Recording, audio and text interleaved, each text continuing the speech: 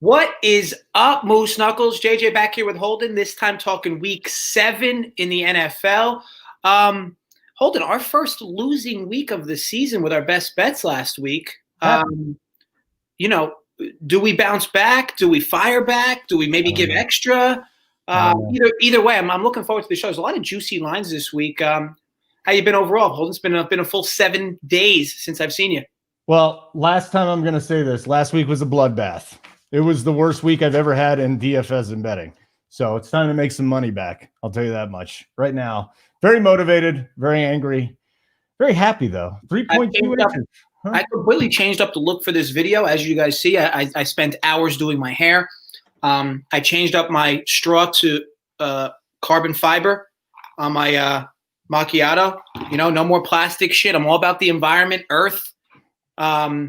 But yeah, ultimately looking forward to, and I have a Viking shirt on because the Vikings absolutely fisted me last week. So I figure for good karma, I'll wear the shirt, make it like it doesn't even impact me. Yeah, I'm looking forward to this week. Real quick, I came up with a good thing too, because you're talking about the environment. When I meet women now, I'm like, we should not have safe sex because it's bad for the environment. And it's been working. It's wonderful, you know. I mean, it's great to know that you're meeting women that respect Earth. Yeah, you guys. That's the line you guys need to use from now on, by the way. Millennium Goddess. I thought Millennium Goddess was a female, but no. Is Millennium Goddess using a man's thing or what? I mean, do we really ever know online who's male or female? Yeah. But, you know, Millennium Goddess comes in with the fire, you know, gives his flaccid information, and then asks if I'm out of the closet yet. You know, you got to respect it. Guys come in here firing. You got to respect it. I do respect that. I respect it a lot. And as far as the beard things goes, you need just bring it back, dude. You look like a badass with a beard. I like it. Yeah, I mean, I got some interesting comments both directions, but yeah, we'll you know, I'll ride the beard once in a while. But the beard didn't do me any good last week, so here we go. Ooh, the rent team, he says 2, and he's still growing. That's pretty exciting if you ask me. All right, let's get into these games. Okay, we got 2 spots of weather. We got a little rain in Landover, Maryland, where the Cowboys and Washington football team are going to play. You and I don't think there's any problem there. I am in Denver, where I think it's about 9 degrees right now. We got about 1 inch of snow overnight. Probably get another inch today, and then it's supposed to really start snowing after the game. But that in a moment. First, Cleveland at Cincinnati. It is a Cleveland 3.5-point favorite on the road. This is a 50.5 total. So Baker Mayfield has been hot garbage for the most part this season. I don't think they're going to pull him at any point in time, but you know, there's been word out there. You know, if he doesn't get going, plus he's got the injury to the right side, whether it's his shoulder or his ribs, whatever the hell it is. What's your take on this one, JJ? So I'm not sure if you remember, because this was the last time these two played. I believe it was Thursday Night Football. Cleveland was one of my bigger bets of the early part of the season. They end up getting backdoor covered by Cincinnati, but like if you actually watch the game, it was really dominated by Cleveland. Yeah. I mean, box score, they ran all over them. Baker throws a questionable pick at the end for no reason, which he's done a bit this year and in his career, to be honest. But so why would I expect this to be any different? Now, I know people think, oh, well, just because Nick Chubb left this offense, now this running game has sucked, you know, the last 2 weeks. But look who they played, right? They played the Colts. They played the Steelers. Steelers, tremendous run defense. Colts may be a bit of an overrated defense, as that's kind of starting to expose itself. But they are still pretty good against the run. And they had their who's the linebacker? I don't know, off the top of my head, I can't remember the linebacker who's out for the Colts now.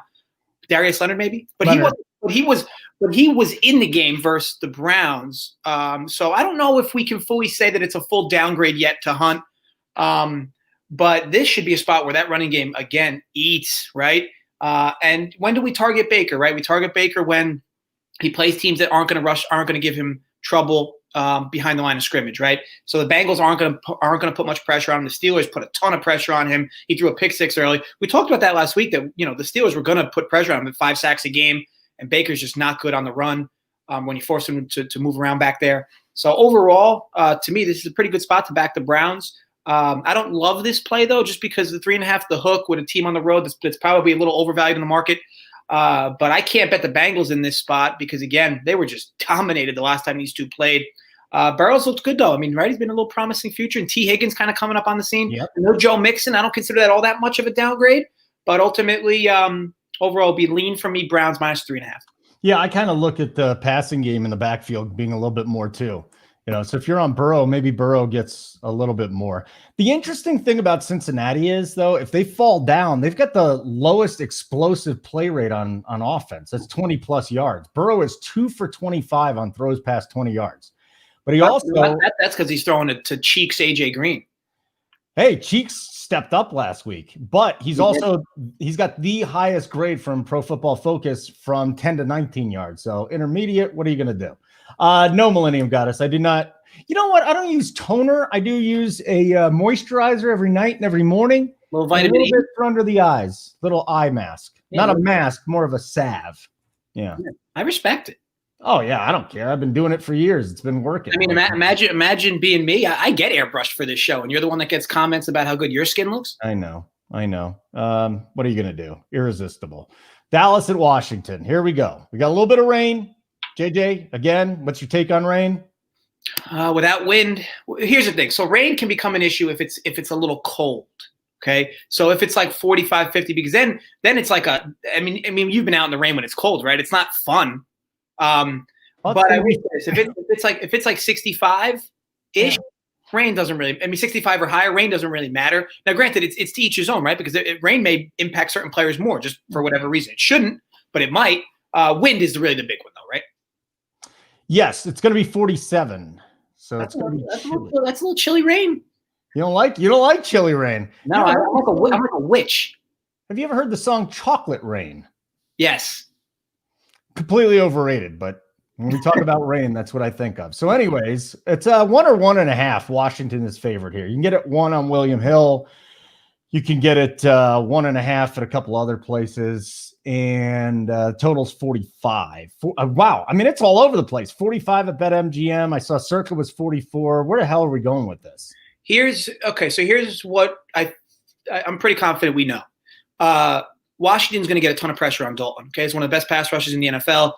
Dalton is clearly not that mobile, as we saw last week.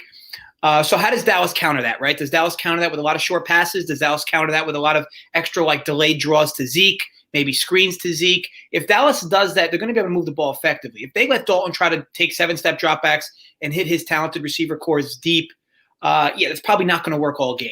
Okay. What I do think is that Dalton seemingly got a lot of the brunt for how bad Dallas looked last week. Let's put it into perspective. Zeke fumbles twice, all right? Puts them behind the chains early. And then, they hit Kirk for an 80-yard touchdown pass. You blink in a span of about 7 game minutes, and Dallas is down 21-0. I don't know if I put any of that on Dalton. I mean, there was also the egregious pass interference, but you can't really break play-by-play down, because ultimately then you become a bit anxiety-ridden. But what I will say is that Dalton didn't look as bad as I think it was perceived. Now, as it relates to this game, though, he's going to see a good pass rush. So how does Dallas counter that is the big question you have to answer going into this game. If you think Dallas is going to counter that, a lot of short action, McCarthy's going to do it, then great. Back Dallas. However, if you don't, the other question is that Washington's offense has just been awful all season. Now, granted, they got a great matchup here, but they've had decent matchups all year. I mean, they just haven't scored. Now, Kyle Allen's been better for them, but what do we talk about, right? Sack fumbles with Kyle Allen. He's got the, as the folks say, the small hands. So what does he do last week? He sacked fumbles ultimately to lose the game. I mean, they end up almost winning, going for too late. And by the way, Holden, and a point I want to bring up on the Washington football team. Can't you make the argument this team is trying to lose games? I mean, did you see that 2-point conversion play? Dude, they are such a disaster. Yes, I did see the 2-point conversion play, which was almost as egregious as the Thursday night 2-point conversion play. So as they called the play, do you remember this? The 4th-string tight end coming off the practice squad. They threw a 4th down throw to him, and it was incomplete. And I'm just saying to myself, oh, my God, this is the worst. That reminded me of that play in Washington. I can't. Yeah, I mean, so that's the thing, right? So if you're going to bet Washington, you need to realize going in, you're betting on a team that's really seems like they're trying to lose football games. Now, Dallas is also head scratching, right? But this team in the locker room, I know that they're having trouble with the coaches, and I'm sure that there's tempers flaring. But this team still has a legitimate shot to win the division. And ultimately, if they can just get their defense right, and I'll be honest, Holden, I don't think their defense looked all that bad last week. I think their offense put them in really bad positions. And I think that they ultimately played a little better than they've done the last, the first half of the first 5-6 games of the year. So ultimately, this can be a stay-off spot for me. But again, you have to answer the question yourself. Are you going to bet a team that's trying not to win games in Washington? Or are you going to bet a team that just is seemingly in shambles in Dallas? I don't want to target the totals either, but I wish you all the best of luck however you bet this. I'm going to be off it. I will say the one thing that I was considering this week was the under 45. And then the more I think about it, like, what if this is a what if, but what if Kyle Allen turns into Kyle Allen and just turns the ball over twice deep in his own territory? And then Dallas could just fall in the end zone. I can see it happening. So I don't like the 45. What if Andy Dalton breaks an 85-yard run and then trips over his dick like Danny? Oh, my God. Hey, listen, they don't call Daniel Jones the hog for nothing. That's right. Just started creeping down and tripped him. It's like next game. Let's go to Detroit, Atlanta. All right. Sorry about that. 55.5 is the total. You can get it 55 some places. Atlanta's a 2-point favorite at just about anywhere. I saw it at 1.5 on BetMGM. If you wanted to get in on that still, this is so interesting.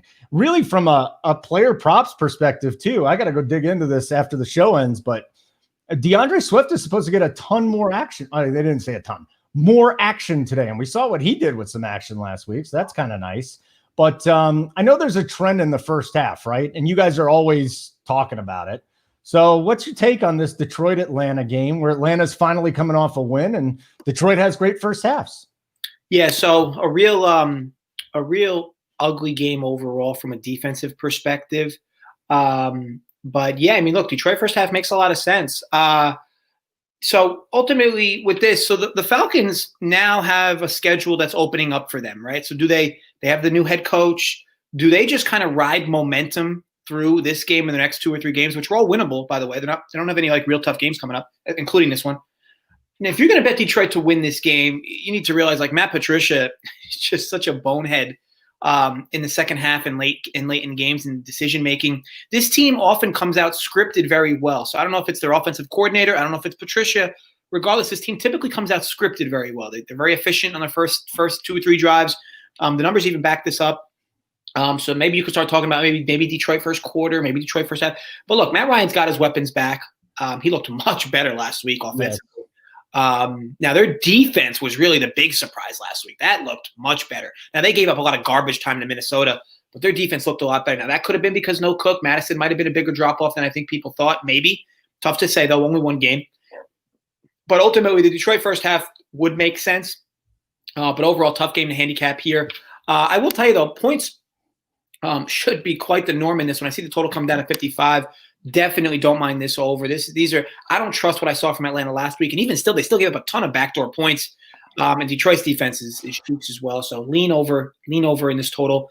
But overall, should be a fun game to watch. Actually, I'm going to put you on the spot. I don't expect you to have a hard opinion on this, but Adrian Peterson, if Swift is going to get in there, Adrian Peterson under 43 yards rushing. Thoughts on that? I hate unders, but I think it's set perfectly. Actually. I think so. I think the only issue here, Holden, is do you really trust the coaching staff, right? So ultimately the coaching staff's saying we're going to get Swift a lot more involved. Well, what if game script has them ahead by 7 and they trust Peterson more between the tackles with a lead late? I'm just trying to play devil's advocate. Yeah, I am too. I would lean the under for sure. Knowing that Swift played so well, and they've already been talking about him before last week, how they want to get him more involved. They got him more involved, huge output. You'd expect them to get him even more involved. But yeah, look, trying to predict what Matt Patricia does. I mean, ugh. Hey, real quick, I just want to go back to the Washington game. My play this week is Terry McLaurin, but I got him at 73.5 receiving yards, over 73.5. I don't feel as comfortable with it at like 79 where I'm seeing it right now. But if anybody is shopping and you guys see Terry McLaurin like under 76 yards, let me know, because I think I would probably go back and lay down on that again. Okay, let's get back to this game. So nothing on Detroit, Atlanta. Nothing. Lean over. And 50. First half, you into the first half thing? Yeah, I mean, I don't mind it. I guess if we're trying to track our official leans for certain games that I'm not on, I would lean the over 55. Carolina, New Orleans, total here is 50.5. It is New Orleans 6.5-point favorites at home. Michael Thomas, by the way, is likely out through week 8 because now he's got a hamstring injury. So this thing is never ending. But New Orleans still at home tonight. They've got a decent defense going up against Carolina. I actually got a lean in this here, JJ. I don't know. I wouldn't put it on the sheet, but I don't mind New Orleans winning by a touchdown here. I think the Saints get on track, and I think they're a better team than Carolina. Yeah. So at 6.5, and this is definitely playable. So here's the other thing. So Carolina, the question you have to answer betting this game is: Are the Panthers now getting too much love in the market, or are they actually still undervalued in the market? This is a team that's been playing really well post week 2. You can even make the argument they've been playing really well from the start of the season. They should have covered week 1 against the Raiders in a close game late. They should have covered week 2 against the Bucs in a game where they got backdoored late by a 50-yard Ronald Jones touchdown when they were trying to run the clock out. So ultimately, this has been a team that's been playing really well. They're coached really well. We've been talking about them, I feel like, every week. Matt Rule's been great. Brady's been great with that offense, Joe Brady. And then Bridgewater, right? He doesn't turn the ball over. So now Bree's missing weapons. That's missing more weapons, right? So does Traquan Smith kind of step up? Does Jared Cook step up? You know what you're going to get out of Kamara. I'll tell you what, at the new number at 6.5, probably a stay away spot for me. Would have loved Carolina earlier in the week at 7.5, or I think it might have been climbed to 8 at some points. But either way, 7.5 would have been a good play. 6.5, not so much. I don't like laying that hook, but you can start to think about, to your point, Holden, since you like the Saints, I know the Saints will be somewhat popular in survivors. Tease them down, right? 6.5. You tease that right down to a half because now that you get the extra line movement, you're getting the adjusted movement in your favor. Tease them right down to a half a point. Which, as we go through these games, I'm trying to track movement at the same time. If I see a number that moved, I might swing that to be my best bet. 2-team teaser with the Saints and another squad. All right, I'll just take that from you too. So we'll both use the same one today. Buffalo and the Jets. Oh my God! But hey, at least Darnold's back for the Jets. His number 1 target's going to be Brashad Perriman because there is no Jamison Crowder, LaMichael Pirine. God, these Jets are bad. This defense is a disaster too. So the total here is 46 or 46.5, depending on where you're shopping. Actually, DraftKings had it at 45.5. That's fascinating. And then Buffalo 10 to 10.5 point favorites. Buffalo, no doubt, is the much better team here. Did they just blow the Jets out of the water like the Dolphins did last week? Is 10 enough? 10.5 enough? Yeah, so I made this comment in our Discord on Friday, and then I made the joking post on Twitter with me in the clown outfit, talking about how much value there would be on the Jets at 12.5. And since then, the numbers moved all the way down to 10.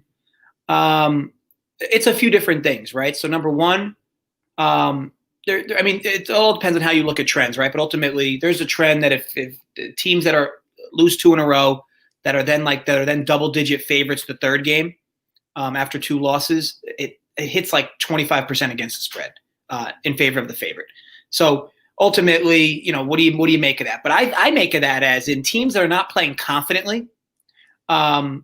And then have to go on first of all, that was in general, home or road. This is now a road game. I just think overall, and the Jets have been like a trendy, sharp play all year. When I say sharp play, there's been a lot of your sharper syndicate money has been on the Jets. Now they've lost a lot of money doing that. And it kind of reminds me of when the Browns were 0-16 years ago and sharp money, quote unquote, just kept hitting the Browns week after week and kept losing money. This spot in particular, though, would make sense to back the Jets, but I can't do it at 10. Okay, I could have done it at 12.5, and I said in the Discord that one of my favorite bets of the week when it was there was Bills team total under 29.5. The problem is that's I think now creeped under 27.5, which that's no longer favorable for me. But 29.5 was for me a real stroke because this is an offense that's just in shambles. In general, Allen's completely inaccurate.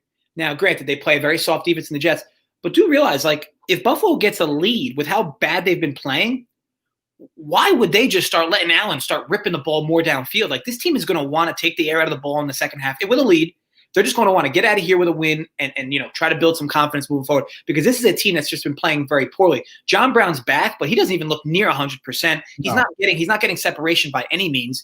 How much possibly can Diggs continue to do? They're missing every single tight end on their roster except for Croft.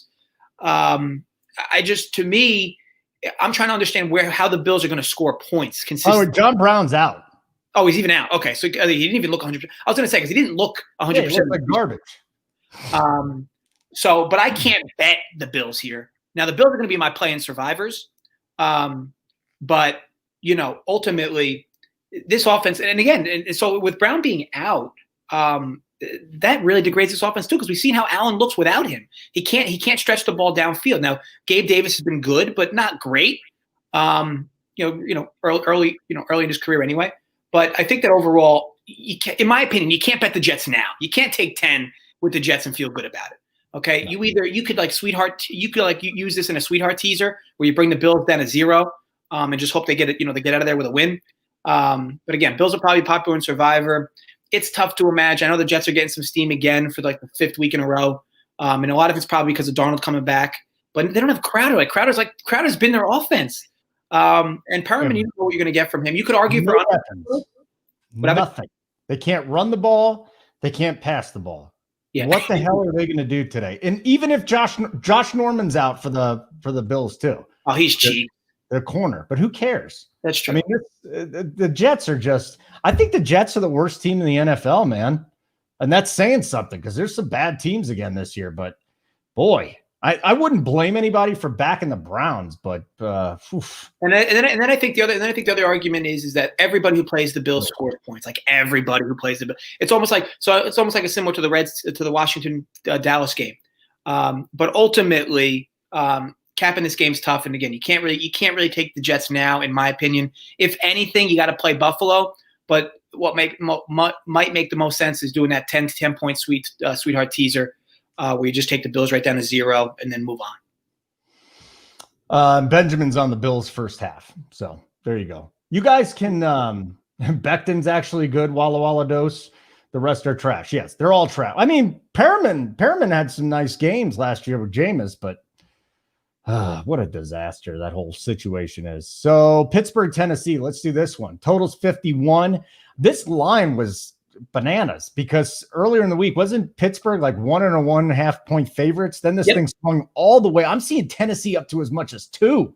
It's 1.5 depending on where you go. This to me is game of the week. Usually I'll have a game up here and I'll have the red zone, I'm just probably going to completely focus in on this game. I absolutely love it.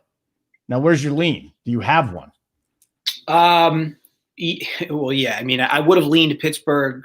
I would have leaned Tennessee, slight lean at open. And I only say that because this is just a team that just continues to grind out wins, right? I mean, but now with the line swinging and now I have to lay vig versus catch it. It's just not a favorable spot for me. And you can actually argue that it makes a lot of sense to tease the Steelers up to 7.5 because Tennessee can't pull away from teams. Like a lot of their games, except for the Bills game, a lot of their games are close. Right. So it makes sense. Overall, the Steelers have just been so dominant in every asset of every game. But Tennessee's been that team that just continues week after week after week after week to play really good against decent teams. Like it's just what they do every week. They find ways to win games. But the big hurdle here is Tennessee's game is predominantly built upon Derrick Henry getting good volume on first and second down. Pittsburgh is so good against the run, so good. So if Pittsburgh stops the run on first and second down most of the game, it's going to have Tannehill in a lot of non-play action third downs. Now I know that they're saying, well, if you take Tannehill's numbers as a whole, where his non-play action numbers, they're still really good. Yeah, but how about you take his numbers as a whole on just third and longs, okay, where it's an automatic passing down. That's to me where his numbers aren't nearly where they could be or should be. Now he's got Brown back. He's got Jonnu Smith. I think Corey Davis back too this week, Holden? Corey Davis back. Okay. He's got his weapons.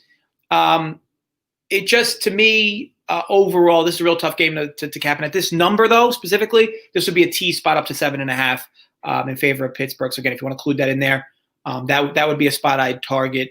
But this should be not like an explosively fun game to watch, but just a seemingly good match to watch in the trenches.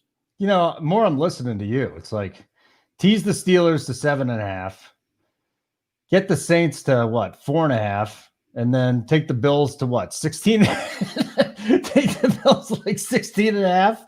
I don't know. Let me go with the Bills. You just tease it down, right? Pittsburgh consensus. I'm trying to see. Is Pittsburgh consensus plus 1.5? Yeah, for the most part. For the most part, you can get it. There's a couple of different lines here. You can get it at 1, 1.5, and 2. Okay, so then that'll be my best bet. So Saints, a 2-team teaser, 6 points. Saints minus 0.5. Steelers plus 7.5.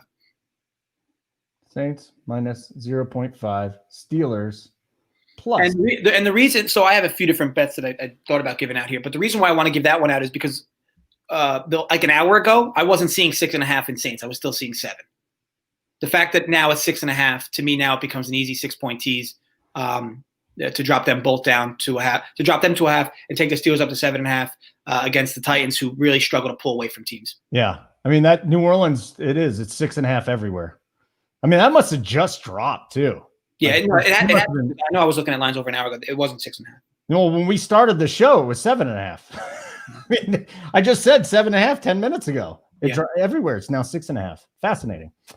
Okay, so we got the Pittsburgh, Tennessee game in the books. Green Bay, Houston. This is a fun one.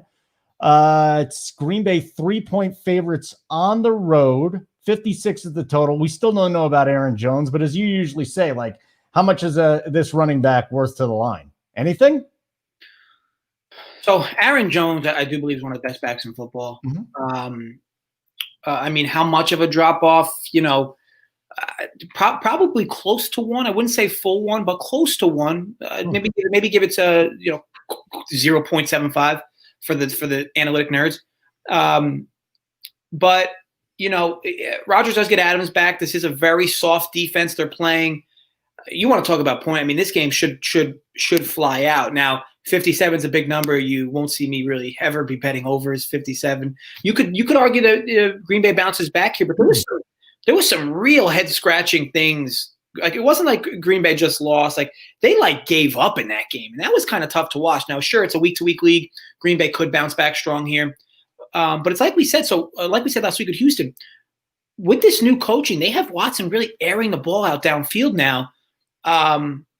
They've looked good. Like, they've looked good the last week, specifically on the offensive end. Now, Rodgers should be able to pick this team apart, but this is a game on the road. I know that the crowds aren't what they used to be, but at the end of the day, Rodgers on the road last week looked real tough to watch.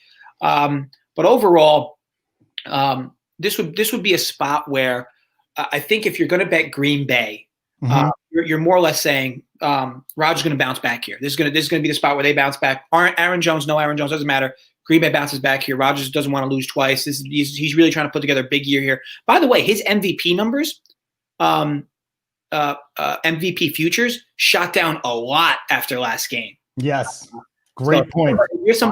If you're somebody who likes to find value, Rodgers plays in a division with not many good defenses. So ultimately, he's going to be able to pad his numbers. He had one bad game. Okay, so you don't talk about MVP futures. There's some value there. But on the other side of it, look, Houston's been playing confidently, right? I think that the problem is this line now dipped back to 3. Or is it back to 3.5? It's dipped to 3.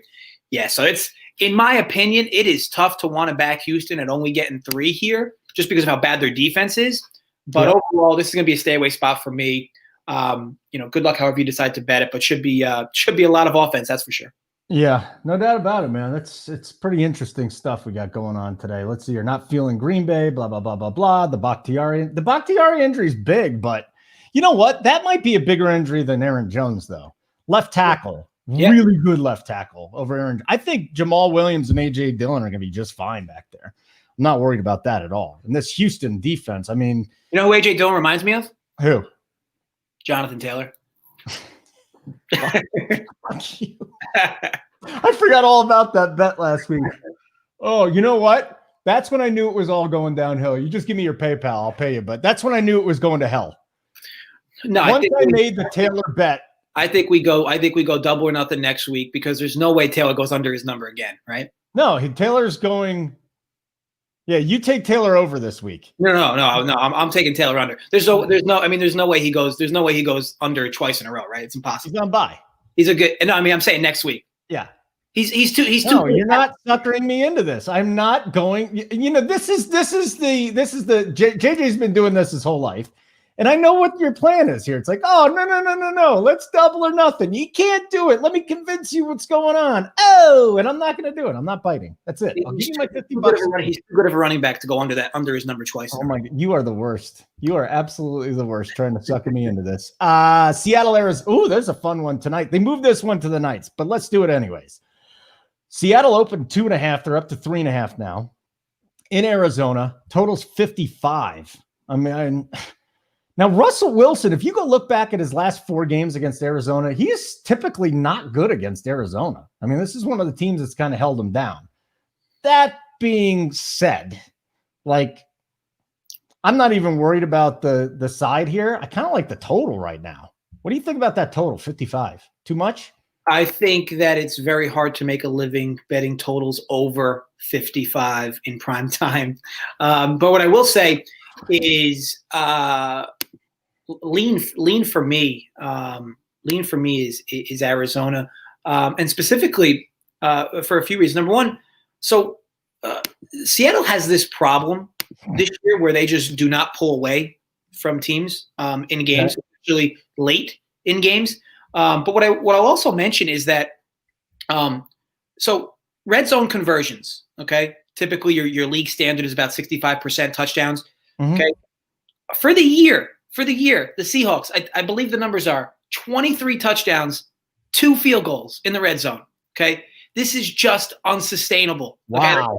I understand that. Okay, well, it's still Russell Wilson. He's cooking and it's unsustainable. It's over the course of an entire season. So what are we going to, Holden, are we going to be having this conversation 8 weeks from now?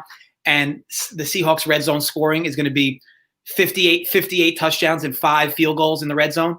It's just unsustainable. So, and if you argue that even if they missed, so let's say they reverted on 3 of those. Let's say 3 of those became field goals instead of touchdowns. Seattle now goes from, I think, 4-1 against the spread to 2-3, either 2-3.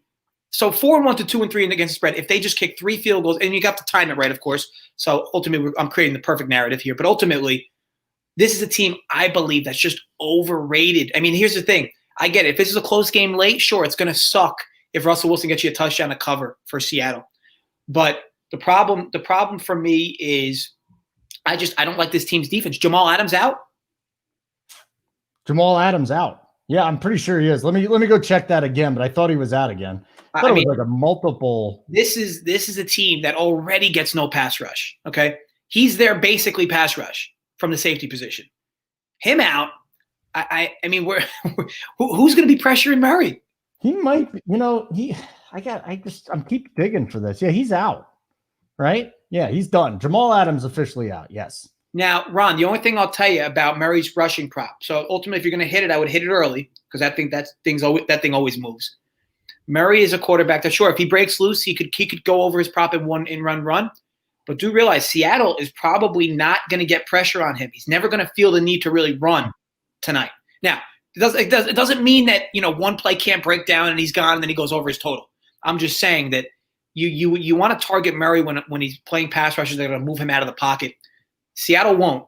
So just something to consider. But ultimately, yeah, I like Arizona. Lean Arizona in the spot. All right, here's one. This one is the game I've been most torn on all week because I can't stand San Francisco. I think they suck. 45.5 is the total. They're at New England. 3-point favorites for New England. So you got a couple things going on here. Belichick knows everything about Garoppolo.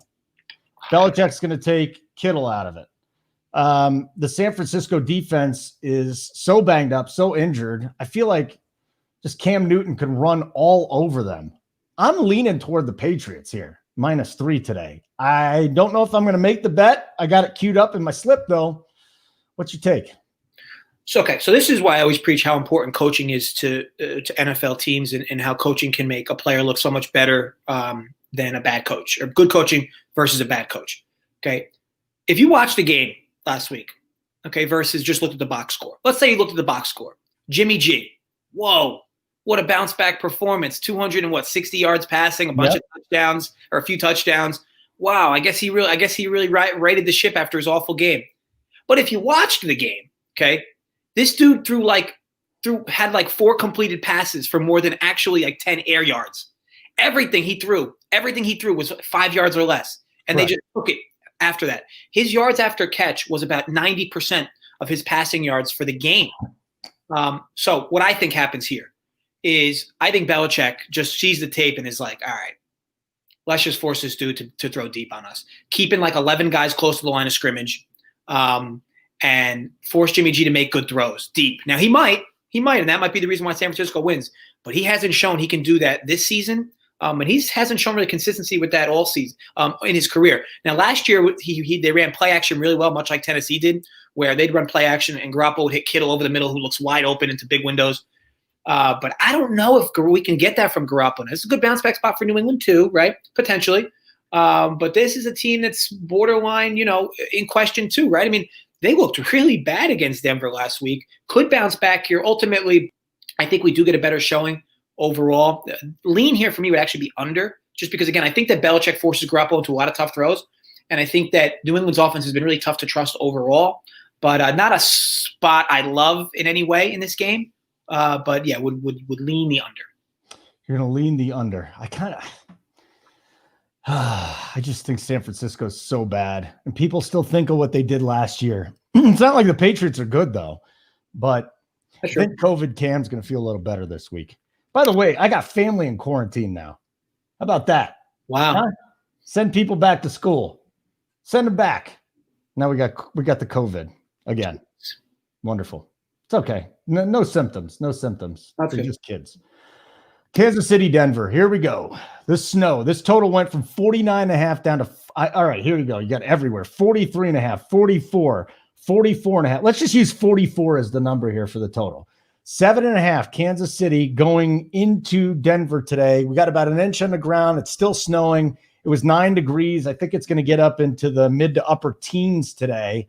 And I'll just say this. There is documentation. I'm going to say this again, especially if you play DFS. The running game, huge boost to the offenses, especially the running backs, because they're the ones that are dictating the action. The defense has to plant and try and go after him. So I think this is a situation where both running games might not be the worst play. But what do you got here, JJ? Yeah, so weather, right? The big factor here in how you handicap this game. If you're somebody who doesn't care so much about snow, or if you're somebody that thinks that Mahomes will just cut through it anyway, bet the over, because now you're getting a great number. Okay.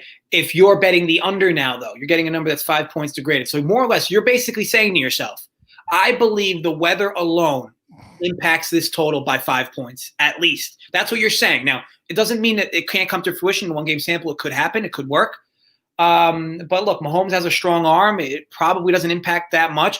You know what always reminds me? The big snow game. I don't know if you remember this, Holden, from it's got to be 12, 13 years now, where they showed the camera footage of a New England game. I think it was New England. It was the Titans, and they beat them like 5 million to nothing. Yeah, it was like New England versus the Titans, and the total. They showed the weather was like a winter storm, blizzard warnings, like warnings everywhere. They said the wind was whipping. It was 10 degrees. The field was covered in snow, and all the Patriots did was score every possession they had the football. Every possession. Brady came out throwing. Belichick comes out after the game and says, I don't understand why people think snow is a disadvantage to an offense. It's a disadvantage to a defense. Okay, so interesting to see how it plays out. Kansas City's got a tremendous offense. We'll see if Andy Reid wants us to continue to throw in weather like this. If he does, it's going to be value in the over. But overall, I'm going to stay away from me. I don't want much to do with this weather game from my perspective. But how you handicap it to me is really built on how you handicap the weather. All right, we got 2 more games to get to. This is a fun one. Tampa Bay at Las Vegas. So the Raiders, these guys keep chugging along. Derek Carr's having a great season. They beat the Chiefs. Total here is 51.5. You've got Tampa Bay 4-point favorites on the road. This Tampa Bay defense, is it the best defense that Vegas has faced so far? Because if you really dig into the numbers, the Tampa Bay defense has been the best in the National Football League. Now, they've given up some points. They gave up 36. They've given up, 30 a couple of times. But it's just if you just look at the pressure they're getting, the secondary coverage, they've been absolutely terrific. And I put them up there with the Steelers. I don't think they're the best, but the numbers say they're right there. So This is an interesting one with the Raiders. My goodness, what? Actually, it was the Raiders defense that was so horrible. I don't know. I was reading the wrong one, JJ. My bad. Tampa Bay's defense. Let's see here. 34, now 17, 10, 31, 20, and 10. Their defense really coming along. So I got that out. Stumbled over myself. Let's do it. What do you got? Yeah. So for me, this is a tough game to cap on a few different fronts, right? This is like your prototypical lay down spot for a team like Tampa, and I say that because you get a big emotional win against Green Bay at home, and now you go on the road to play a team off a bye. So the issue for me is the Raiders are probably better than people think, and I think that, remember, it wasn't too long ago that people were basically giving Tampa no chance to beat Green Bay. Now Tampa has this huge win, and now like everybody's calling this team the most complete team in the NFL. Now they might be. I'm not saying they aren't, but how do you swing your perception that much over one game? So for me, with the latest line moved, I saw 4.5 yesterday. I would have leaned that way for in favor of the Raiders. But overall, again, a tough spot to cap. Do you get the same type of performance from Tampa 2 weeks in a row? You could also make the argument, could Rodgers have gotten hurt on that dive into the end zone? Because after that dive into the end zone, he wasn't the same quarterback after that. Either way, though, this game here, I can't lay points with Tampa on the road in this spot. Will lay more than a field goal anyway. But at 4.5, especially if this gets back to 4.5 before the game, would be a lean for me in favor of the Raiders. You could even take the Raiders up to 10.5. I'm always thinking 16 teasers, 6-point teasers. You could take them up to 10.5 with 6. But overall, tough spot for me because ultimately you're selling pretty low on the Raiders and you're buying very high on the Bucs in this game if you're betting them. So I'm going to stay away. Okay. We got one more game to get to then.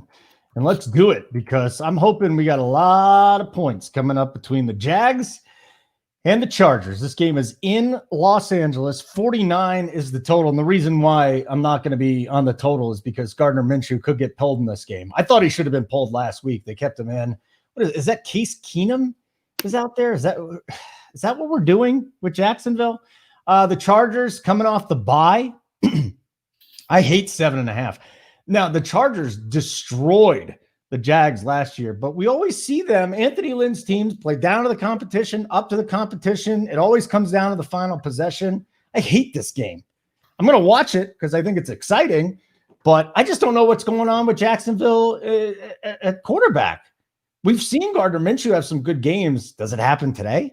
Yeah, so there is a chance in one of these upcoming games you see Mike Glennon, right? But I think that I don't think Mike Glennon's already had his shot in the NFL. I'd be shocked if they kind of switched Minshew. I mean, they could, but I'd be shocked if they did.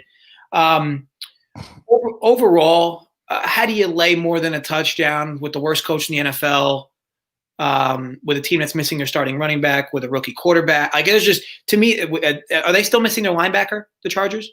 Yeah, they got a little healthy after the break, but there still are. Hold on, I'll get that up for you. See exactly what it is. But overall, yeah. But here's the other side of the argument, right? How do you take a team in Jacksonville who now officially is what we thought they were before the year started? Now, they might not be the worst team in the NFL just because the Jets are a lot worse, I think, than people thought. I mean, people thought the Jets were bad beginning, but they're not the worst team in the NFL because the Jets are. But Jacksonville is really starting to show what people thought they would be before the year. They had a few good weeks early on, but now they're back to what they should be. Also, Melvin Ingram's back. So to me, that's big news for that defense. But I still, it's very tough to lay over a touchdown here with the Charge. But I can't take it. No, Melvin Ingram's back. To me, he's a big part of that defense. So I can never take the points of Jacksonville in this spot. You could, for me, with a total this high, targetable spot could be the Jags team total under. It's probably going to be, 21.5? 28? Yeah, it should be 21.5. Should be.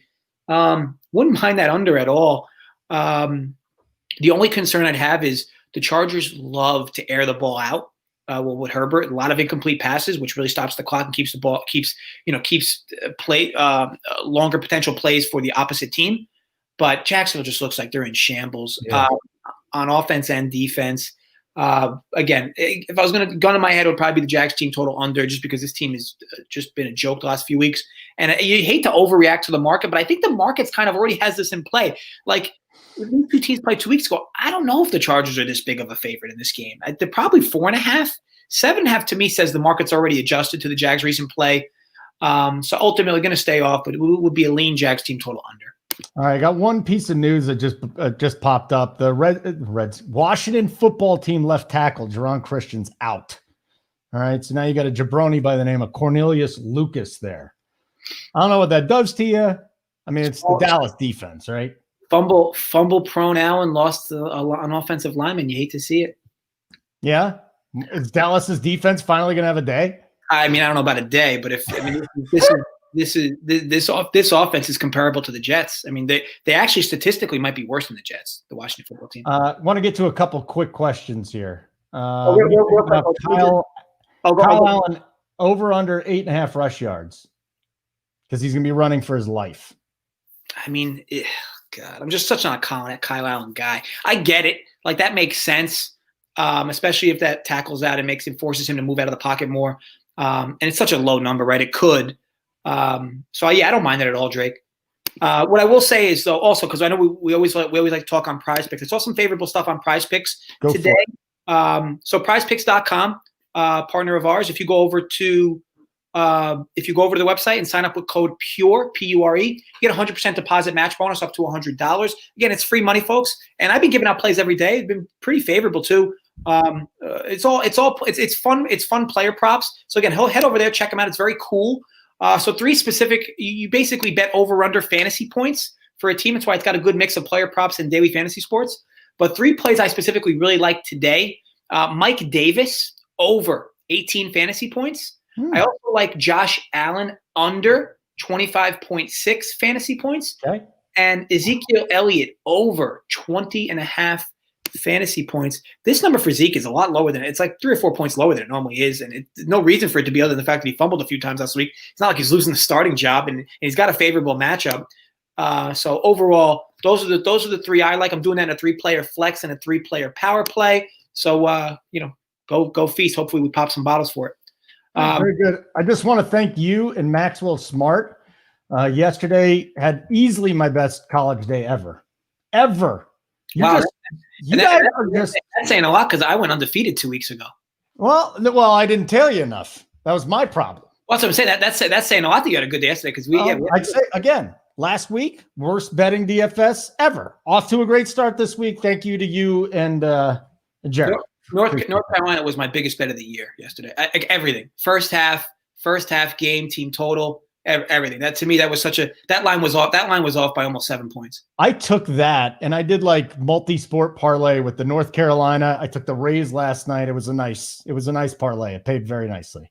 Awesome. So, I appreciate it. You're awesome. Thank you very much to all you guys. This is the best. I'm telling you, if I wasn't working with these guys, I would be a subscriber, just to let you know. All right. You guys are awesome. Yeah. So look, guys, thanks for hanging out with us. A fun show as always. I think that, we'll be sweating the live action on our live show with our Discord all day long and on this channel, obviously. So yeah, head over to us, subscribe, and jump on the live video with us. Grab all the plays for today and all week. Only $20 a week, so if you want to just pop in, and again, get you in the Discord. You talk to us all day. I mean, you have full access to us. I'm in there talking all day, and the whole team is all day. So Joey Work's been tremendous with baseball, and Pagny has been excellent with NFL. It's just been all been great all around. So yeah, been a lot of fun, and ultimately hope you guys join in. Otherwise, though, you will see me next, probably either midweek with a video or Thursday for Thursday Night Football. But you'll see the live show on Monday for Monday Night Football. And look, good luck with all your bets this week. What's your bet? No, it's a juice. My best bet from this was the 6 point tees with the Saints and the Steelers. Yeah, very good. What was your best bet, Holden? The McLaurin? Well, again, I got it in early. I don't recommend it. I got in on McLaurin at 73.5, over 73.5. Here's the one I will throw out then for this week's play. With the snow, people are fading Le'Veon Bell. I think, and it's the number 1 rush defense in the league, but I love the advantage Clyde Edwards-Helaire has this week. We saw him go off last week. I think that the defense is going to have a hard time keeping up with him with bad footing. Clyde Edwards-Helaire over 82.5 rush receiving yards. Edwards-Helaire over 82.5 rush receiving yards. That's where we're going. Okay? Awesome. Love it.